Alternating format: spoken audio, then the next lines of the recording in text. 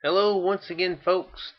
Welcome back to my second episode of Eric the Unready.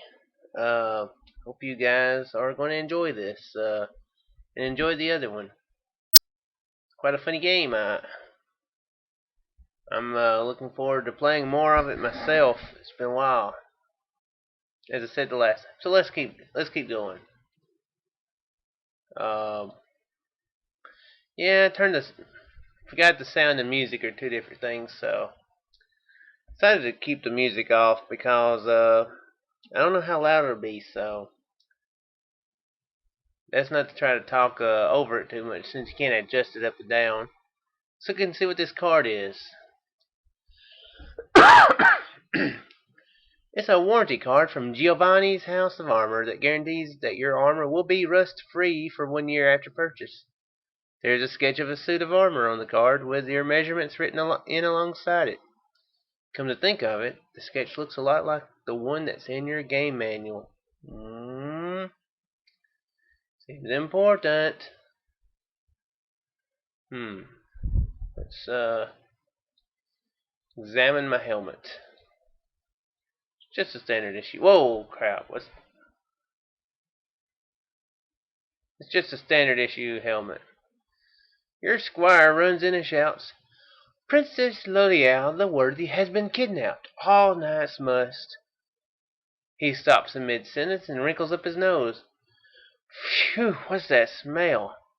He covers his nose and continues, "All knights must report to the Union Hall immediately." He runs out. Okay, so we need to get to the Union Hall.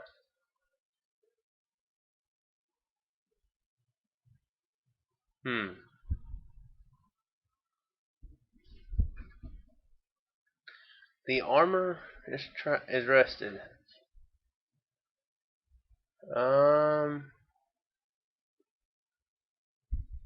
What does Tort Ease do to you? Oh, crap. Your squire returns and says, "Let's go, Sir Eric. Everyone is waiting." Only then does he notice your predicament. He starts pulling bits of rusted armor off of you while breathlessly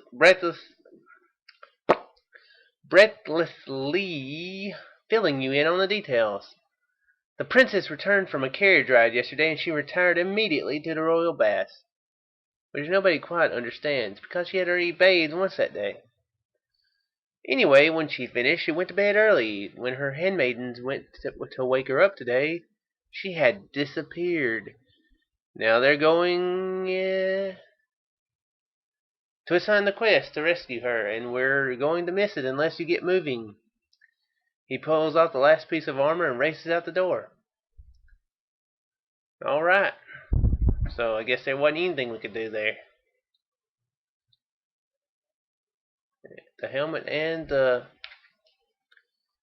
Can't take the armor? Guess not. Okay, well... Guess we're on our way. This is the Courtyard of King... Man, I can't read today, apparently. This is the courtyard of King Fudd's castle, a towering pile of towers and turrets that Fudd himself designed with the help of his court wizard. The entrance to the castle lies to the north, and next to it is a tall tower with a strange dish-shaped collection of wires on the top. There's a window high up in the tower and a garden at the base. The entrance to the barracks lies to the west, and the town itself lies to the south. You see a newspaper here. Let's examine the newspaper. Excuse me again, folks. "I love her, and I won't give her up," says the knight. "I've been seeing her in secret for over 2 years, and I finally decided to make an honest pig of her." Gee, I wonder who they're talking about. "A tornado touched down yesterday on Farmer Berthold the Cheap's homestead. The barn and several outbuildings were flattened. The farmer, his daughter, and the daughter's apples were all unharmed. The livestock also seems to be unscathed, although one pig is reported to be very despondent.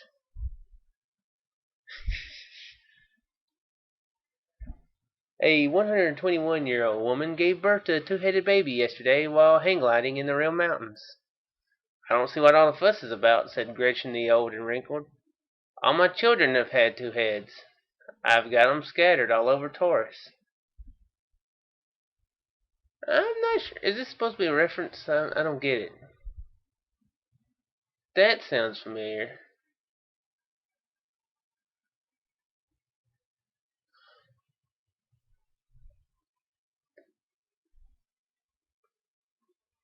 Wait, what's the monster in Beowulf? Is it Gretchen? No, it's something close. Grendel, never mind. Grendel. Yeah, yeah, nothing. I don't know what the reference is to. It's funny anyway. Bilbo, come home. All is forgiven. P.S. I sold the ring. Frodo. Baggins. Two guardsmen seek like-minded, group-oriented individual. Must be bold, daring, and willing to sleep three to a bed. Chocolate lover preferred. Moving on. Albatross, good condition, cheap. New owner must pick up in person. No delivery terms available. A mariner. 100 acres of prime woodland. Some indigenous wildlife easily cleared for commercial development. Sea robin. Ah, poor weenie. Flabby, worn out. What you need is exercise. Join the Flour Mill Health Club. Excellent treadmill, 50-pound free weights. Convenient 12-hour workout programs. For hire, archaeological adventurer. Good working relationship with Germans. No snakes, please. Contact I. Jones. I steal anything. Come to the bazaar. Ask for Shadows Run. I'm not sure what that reference is to. The Puce Pimpernipple. Pimpernipple. That's not what I said. Let's see if I get this right this time. The Puce Pimpernel. I did. Cool. Pimpernel has filed for bankruptcy protection from his creditors. He is working towards a settlement whereby he can reopen shortly under a new color. Small wooden puppet. No strings attached. Trick nose. Contact Geppetto. That's a good one. Heard any good gossip recently? Want to pass it along? Give us a call. We guarantee complete anonymity. Anonymity. Cleric's Gossip Weekly has been ministering to the rumor needs of the Golden Empire for over a tenth of a century. Call 1 CGW Rumbags. Ask for Jill Snow. Don't get that one either, quite. Newspaper done. Got a Lord of the Rings reference, so I can't complain. Let's examine the tower. Oh, excuse me, folks. It's a tall tower with a single window set high into it. The sergeant-at-arms appears out of nowhere and drags you to the Union Hall. Then he takes up a position in the entrance that makes it clear that no one is going to be able to get out until he steps aside. See, you don't have a choice but to go right then. The Union Hall is the place where all the knights come each morning hoping to be assigned one of the day's quests. It's a tired-looking room with a trophy case in one corner and pictures of famous knights lining the walls. Let's go ahead and examine everything. The case is closed up tight and securely locked. Inside you see something that vaguely resembles a hibachi. You overhear the conversation of some fat old knight sitting in the back of the hall. Soft they cast them coddled. One good Mary and a few severed limbs, and half of them would go running home to their mammas. I don't know if that was a very good statement I made. Once long ago, many knights rode out on a great quest. Their holy mission was to recover the most sacred artifact known to man, the vessel used at the Last Supper. Once a year, I think I started doing this like telling a story, and then I just kind of went weird with that. After a year and a day, one knight returned from the quest, mortally wounded. With his dying breath, he asked that the vessel he found be permanently enshrined here at the Union Hall. His will was done, and thanks to his brave deeds, all who enter here are granted the sublime honor of seeing with their own eyes the Holy Grail. Man,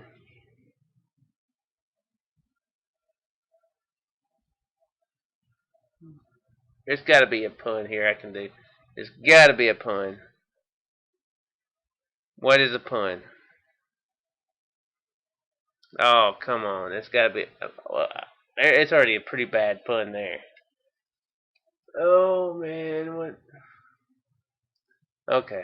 I'll come up with it later, and it will be completely irrelevant.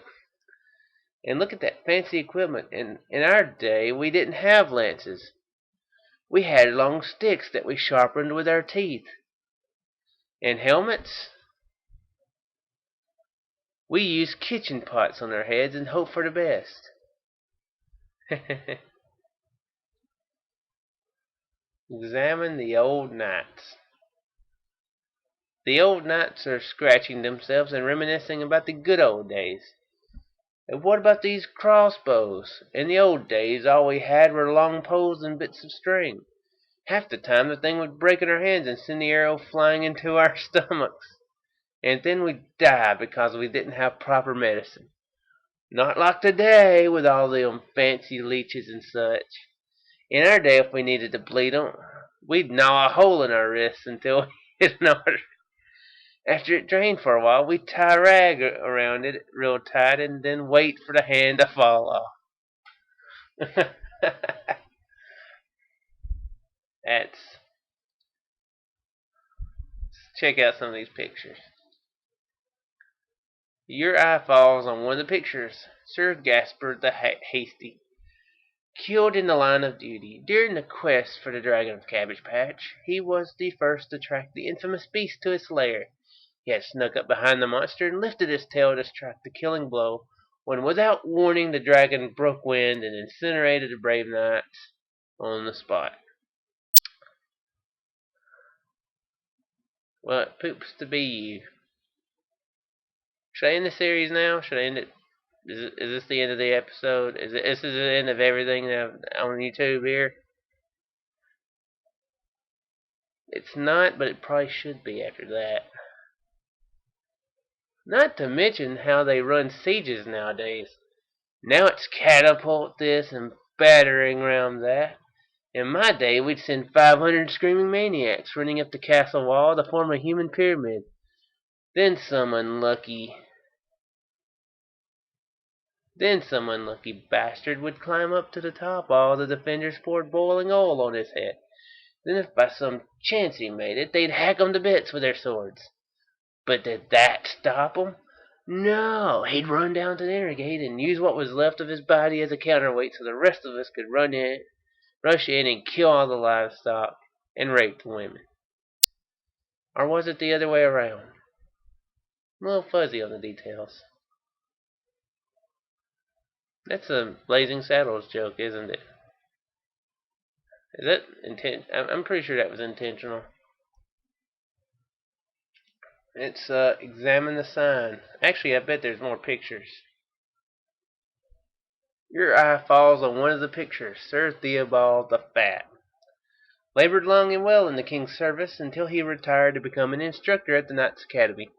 There he was killed by a student while standing next to a dummy during jousting practice. The room falls silent as the shop steward comes in. He faces the troops with a pained expression on his face and begins to speak. Listen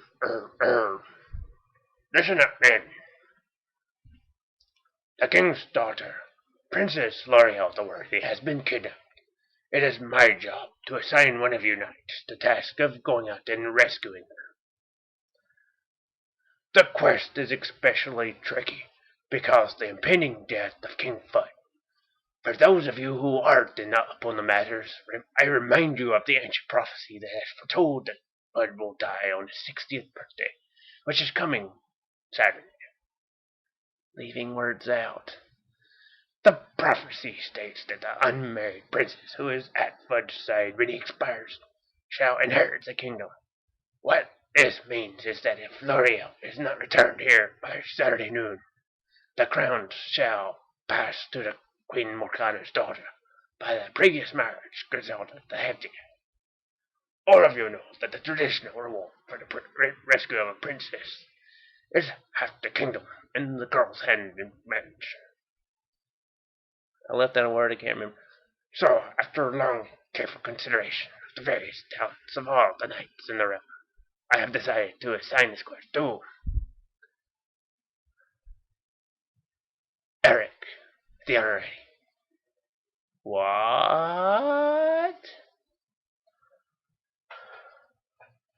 Eric!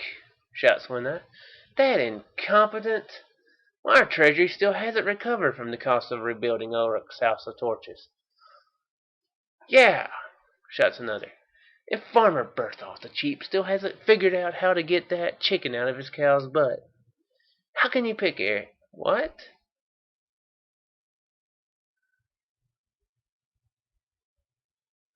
Okay.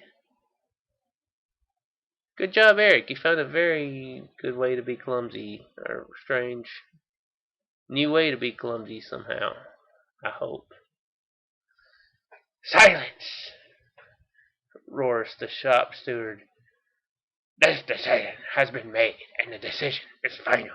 I don't know why I'm doing a voice for him. I don't know. The knights start to file out of the hall, glowering at you as they pass.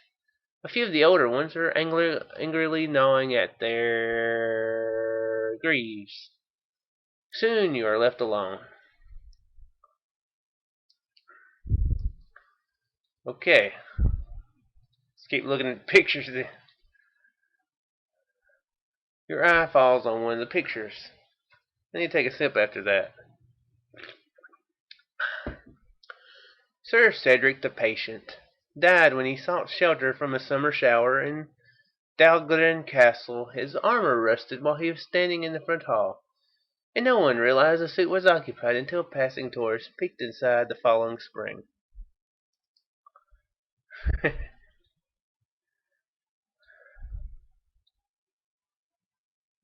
Sir Gareth the Blonde. A pioneer of water safety, he was the first to advocate removing one's armor prior to diving in the ocean to rescue drowning victims. Died while demonstrating mouth-to-mouth resuscitation to the wife of a jealous duke.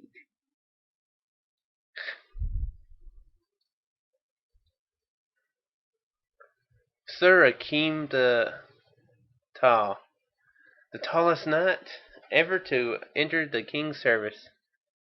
Like most knights, he died with his armor on. His untimely demise occurred during a thunderstorm when he raised his hand to point at the cloud from which a lightning bolt had come a few moments before. Akeem the Tall.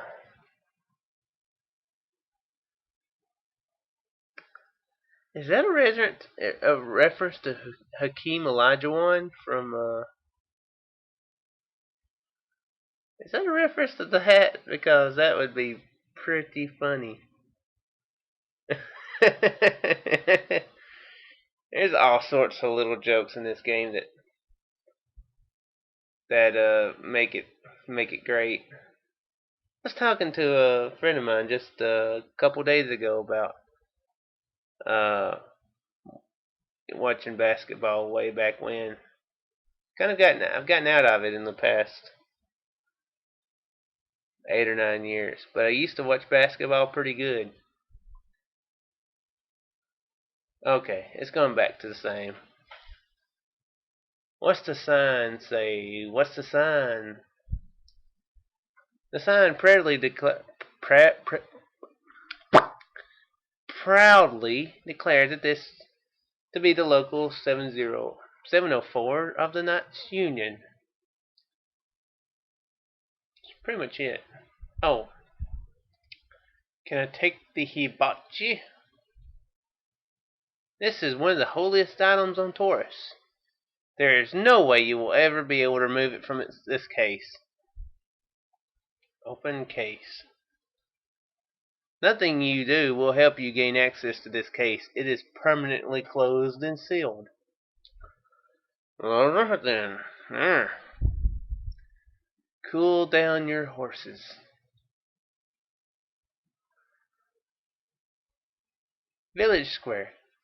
This is the village square. The courtyard lies to the north, the Union Hall to the east, the village green to the south, and the armory to the west. While you were in the Union Hall, a crowd was gathering in the village square. You elbow your way to the front of the throng and learn at... Man, I'm having trouble reading this right now. You elbow your way to the front of the throng and learn that they have come to see Ponce, the most famous bard in all of Taurus. Despite his fame, his prices are reasonable, as evidenced by the sign at his side. Someone tosses the bard a copper penny. He pockets the coin and says, A man walks into a barber surgeon's office. On his head is a bright green frog. The barber surgeon asks, What's the problem?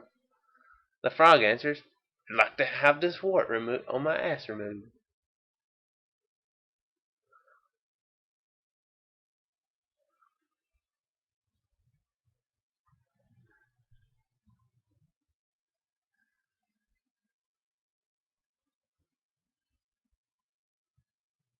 So I guess the frog is not a problem. Is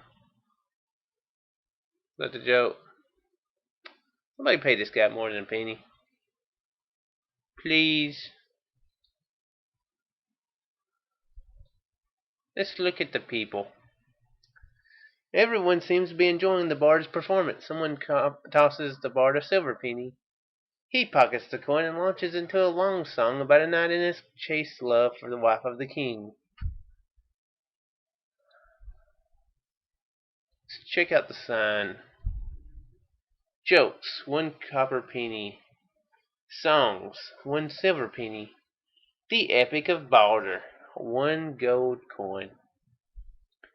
I'm guessing we probably had to pay a gold coin at one point. Let's look at Ponce. He's tall, thin, and very theatrical looking.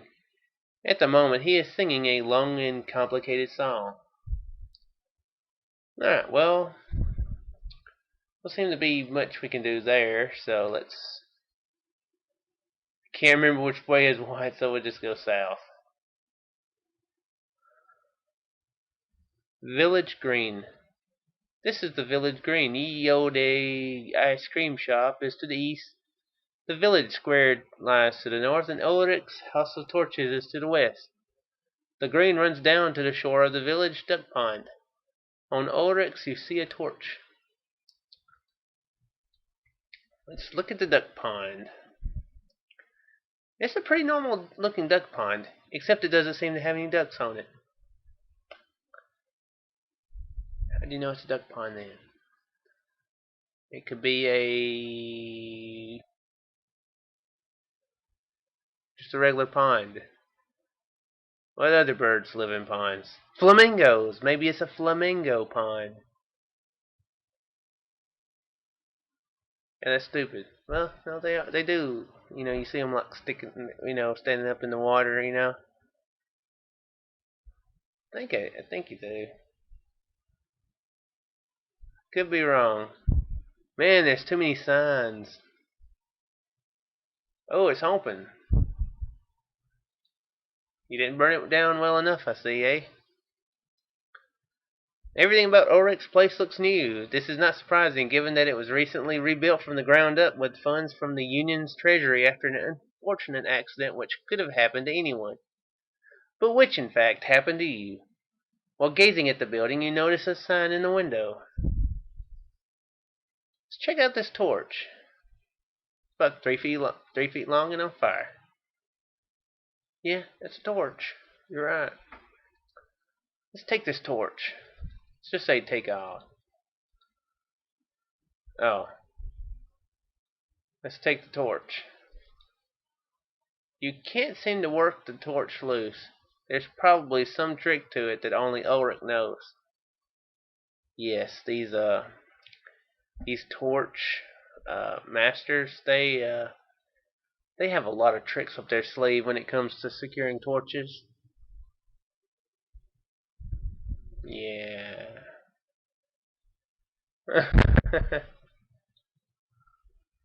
Oh crap! I just realized I didn't talk to the bard. Oh well.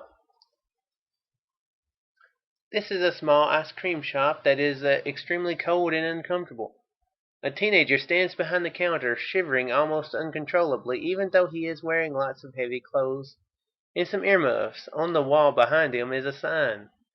There's a fireplace in the corner. The only exit is to the west. Welcome to Baskin Robbins, says the boy. It's a pleasure to meet you. Baskin Robbins. So many puns, so many puns. I think that's gonna be it. Not a lot of progress actually in this episode, but we're moving along. Eric is now on the quest to save, or he's been assigned the quest to save the princess. So if you guys didn't know that's what he's gonna be doing at one point, then you people should have figured this out.